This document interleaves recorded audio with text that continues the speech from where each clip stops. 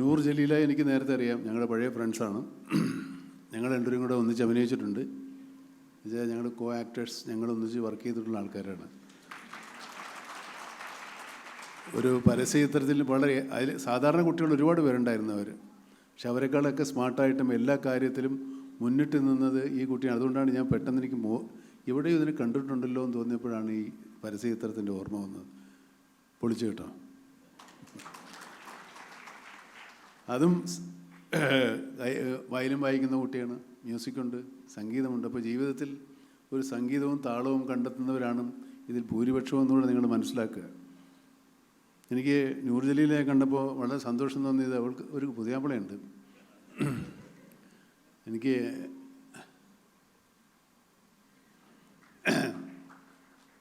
ജീവിതത്തിൽ ഇങ്ങനെയുള്ള ഒരു ജീവിത പങ്കാളികളാണ് ഏറ്റവും വലിയ മഹാമനസ്കർ. അവരാണ് മനുഷ്യത്വ സ്നേഹം കണ്ടെത്തുന്നത്. ഇത് പക്ഷേ നമ്മൾ പെണ്ണ് കാണാൻ പോയിട്ട് കണ്ണങ്ങോട്ടിരിക്കുന്നോ മുഖിങ്ങോട്ടിരിക്കുന്നോ നടക്കുന്നോ എന്നൊക്കെ എന്തെല്ലാം കാര്യങ്ങൾ നോക്കുന്ന പുരുഷന്മാരായി നാട്ടിലുള്ളത്. കാരണം നിറം പോരാ, വണ്ണമില്ല, കണ്ണില്ല, മൂക്കില്ല, എന്തെല്ലാം പ്രശ്നങ്ങൾ. ഇവരിതൊന്നും പ്രശ്നമായിരുന്നില്ല. അവളുടെ മനസ്സാണ് നമ്മൾ കണ്ടത്.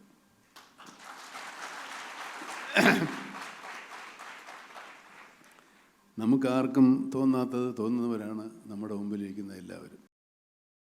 മമ്മൂക്കയോടൊപ്പം വരെ മുഖം കാണിച്ച പരസ്യ ചിത്രങ്ങളിലെ അഭിനേത്രി, അകം നുറുങ്ങിയവരോട് പ്രചോദക പ്രസംഗങ്ങൾ നടത്തുന്ന പ്രഭാഷക. For me in my life, I would say that I am happy to be born this way because I am able to do a lot more things in my own way.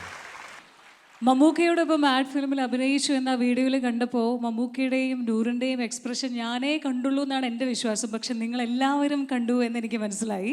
എല്ലാവരുടെയും മുഖത്ത് ആ ചിരി ഉണ്ടായിരുന്നു.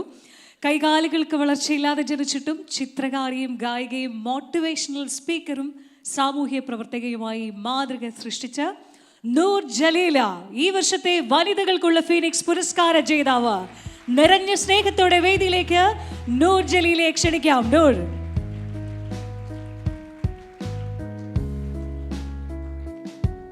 പുരസ്കാരം സ്വീകരിക്കുന്നതിനായി നൂർ ജലീല വേദിയിലേക്ക്, പുരസ്കാരം നൽകുന്നതിനായി പത്മശ്രീ ഭരത് മമ്മൂട്ടിയെയും ക്ഷണിക്കുന്നു.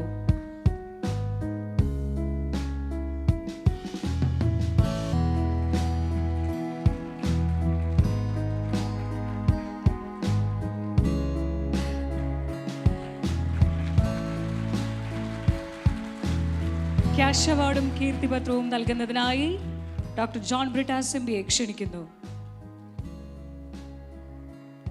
വരൂ.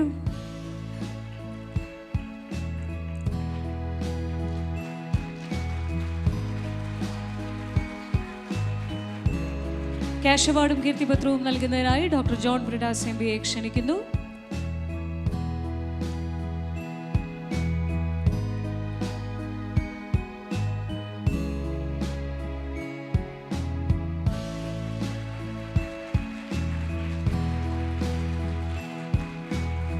ഇനി നമുക്ക് നൂർ ജലീലയ്ക്ക് പറയാനുള്ള എന്താണെന്ന് കേൾക്കാം. പക്ഷെ ആദ്യമേ നമ്മളോട് പറഞ്ഞിരുന്നു മമ്മൂക്കയുടെ ഫ്രണ്ടിൽ എത്തുമ്പോൾ ഞാൻ തലകറങ്ങിയൊക്കെ വീഴുമെന്ന്.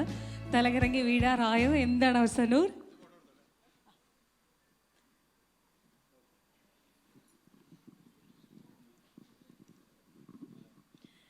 തലയിറങ്ങി വീഴാനായിട്ടില്ല, പക്ഷെ ചിലപ്പോൾ ഇപ്പോൾ വീഴും. എല്ലാവർക്കും നമസ്കാരം. ഒരുപാട് സന്തോഷമുണ്ട്. അതേപോലെ കൈരളി ടിവിനോടും അതിൻ്റെ സംഘാടകരോടും വളരെയധികം സ്നേഹം ഉണ്ട്. എനിക്ക് ഇന്നേറെ സന്തോഷം, അതേപോലെ തന്നെ ഞാൻ അടിപൊളിയാണെന്ന് ഒന്നുകൂടി എനിക്ക് ഉറപ്പിച്ച് വിശ്വസിക്കാൻ പറ്റുന്ന മറ്റൊരു സുദിനമാണെന്ന്.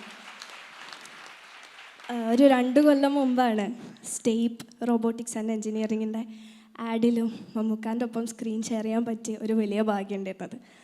ആ ആഡ് റിലീസ് ചെയ്ത് കഴിഞ്ഞപ്പോൾ ഭയങ്കര സന്തോഷമായി.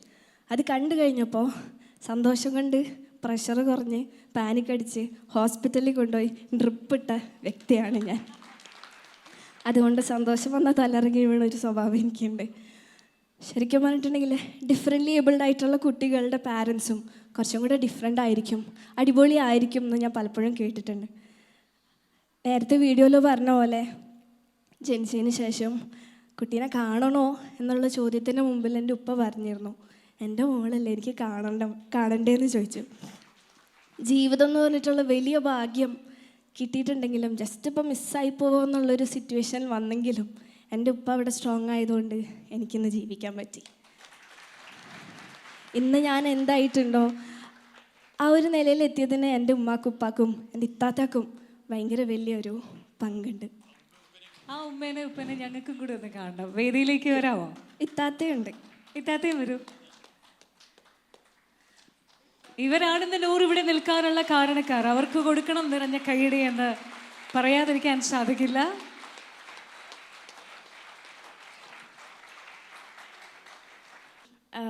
എൻ്റെ കല്യാണം ഈ അടുത്താണ് കഴിഞ്ഞത്. അപ്പോൾ എൻ്റെ ഹസ്ബൻഡ് ഹാസി എന്നാണ് പേരും. അപ്പം ഞാനിങ്ങളെ ആളോട് ഇടയ്ക്ക് ചോദിക്കും, എനിക്ക് വല്ല കയ്യും കാലും ഉള്ള പെൺകുട്ടീനെ കെട്ടിയാൽ പോരെ, വെറുതെ എന്തിനാ റിസ്ക് എടുത്ത് എന്നെ തന്നെ കെട്ടിയെന്ന് ഞാൻ ചോദിക്കാറുണ്ട്. അപ്പോഴൊക്കെ ഹാജി പറയാറുള്ളത്, എൻ്റെ കൂടെ നിൽക്കുമ്പോൾ എനിക്ക് കയ്യില്ല കാലില്ല എന്നൊന്നും തോന്നാറില്ല. അങ്ങനെ മനസ്സിലാക്കുന്ന ഒരാൾ കിട്ടിയത് വളരെ വലിയൊരു ഭാഗ്യമാണ്, സന്തോഷമാണ്.